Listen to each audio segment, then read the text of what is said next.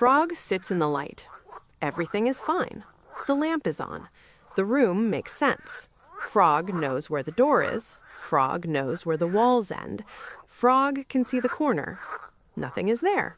Just a corner. Just empty space. Then someone turns off the light, and everything changes. Frog freezes. Not because Frog is childish, not because Frog is weak, because suddenly the room is full of questions. The corner is still just a corner, but Frog can't see it anymore. And what the eyes can't see, the brain fills in. You know this feeling.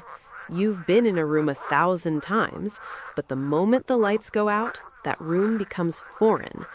The dark doesn't just hide things, it creates them. Frog's brain starts filling the empty space. What if something is there? What if something moved into the corner? What if something has always been there, waiting?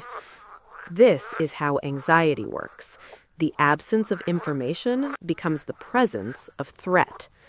Not because you're irrational, but because your brain's job is to keep you alive, and uncertainty feels dangerous. Frog's ancestors survived because they assumed danger. The frog that heard a rustle and assumed predator lived longer. Your ancestors did too. Better to fear the shadow that turns out to be nothing than ignore the shadow that turns out to be everything. So Frog's brain defaults to worry. It does this to protect Frog. Your brain does the same. When you can't see, your brain prepares for danger. It's not irrational, it's ancient. The fear of the dark isn't a malfunction, it's a feature. Frog stares into the dark hallway. Frog needs to walk through it, just a few steps. In the daylight, it's nothing, but now, in the dark, it's a tunnel. You've stood at the top of the basement stairs. You've turned off the last light, and you've walked faster than you needed to. Not running, but not walking either. Frog does this too. Eyes forward, don't look at the corners, don't look behind. Especially don't look behind, because looking behind means acknowledging something could be there.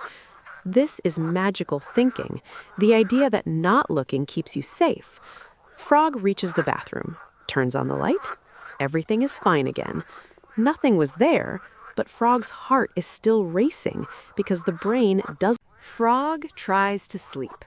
The room is dark. Frog closes their eyes. This should help. But it doesn't, because the darkness behind Frog's eyelids feels different. One is inside, one is outside. Both feel too big. Frog's thoughts start moving. What was that sound? The house settling. But what if it wasn't? Is the door locked? Frog locked it. But did Frog really lock it? I should check the door. But if I get up, I'll have to walk through the dark, and the bed is safe. What if something sees me? Better to stay still. You've had this exact spiral. The fear of the dark becomes the fear of checking on the fear. The anxiety loops back. This is what happens when your brain tries to solve a problem with no solution. The door is probably locked, but probably isn't certain, and your brain craves certainty. Should I check? But what if I don't need to? But what if I do? Around and around. Frog is tired, but Frog's brain is guarding. It won't let Frog rest because rest means vulnerability. So the brain stays alert, scanning for threats, creating threats when it can't find them. Frog falls asleep with the closet door closed. This is non-negotiable. Open closet doors at night are portals. They show darkness deeper than the room's darkness, and that deeper darkness could contain anything. You know this. You've never said it out loud, but you know.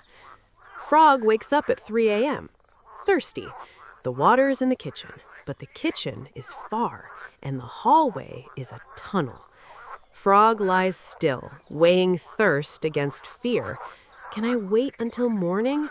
Morning is only a few hours away. This is fine. You've done this. You've chosen dehydration over facing the dark house. It sounds silly in the morning, but at 3 a.m., your logic is asleep. Your fear is wide awake. Your amygdala is running the show, and it doesn't care about thirst. It cares about survival. Stay in bed, stay still, stay hidden.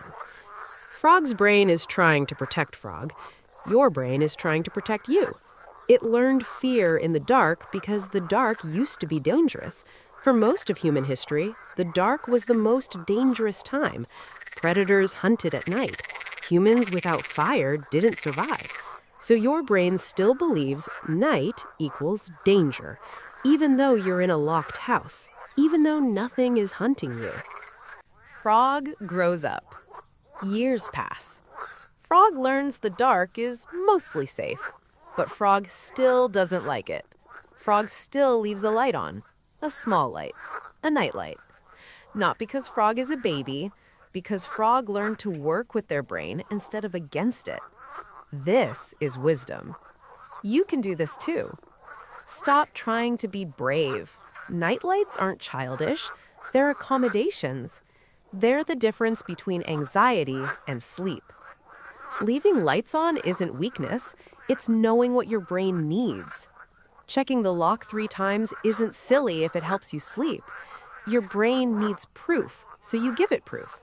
Not giving in to fear, but managing it. Frog isn't broken for feeling this way.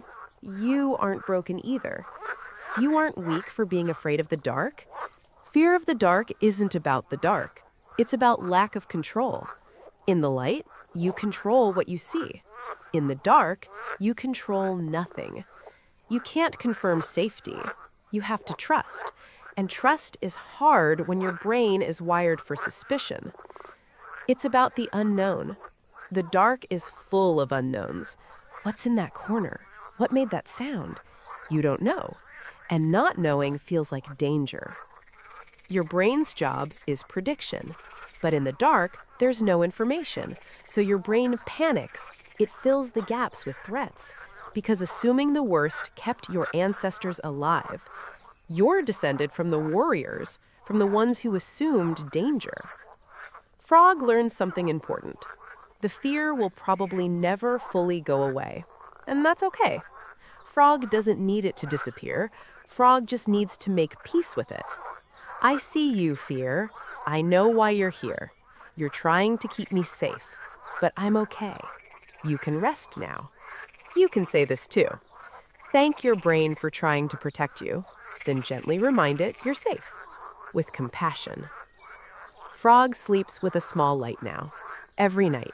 Without shame. Not because Frog needs it to survive, but because Frog deserves comfort. You deserve comfort too. You deserve to feel safe. If that means a nightlight, use one. If that means checking locks, check them. Whatever you need. You're not broken for being afraid. You're human. You're carrying survival instincts from every ancestor. Your fear is proof of that. Your brain is doing what it was designed to do, keeping watch, even when there's nothing to watch for. That's not a flaw. That's proof you're alive. That's proof your brain cares. The dark will always be the dark, but you don't have to face it the way you think you should. You can face it your way, with lights on, with whatever makes your brain quiet enough to rest. Frog is not afraid because Frog is weak. Frog is afraid because Frog's brain loves Frog. Your brain loves you too. It's trying to keep you safe. You're okay. You're not broken. You're just human. And being human means being afraid sometimes, especially of the dark. And that's perfectly okay.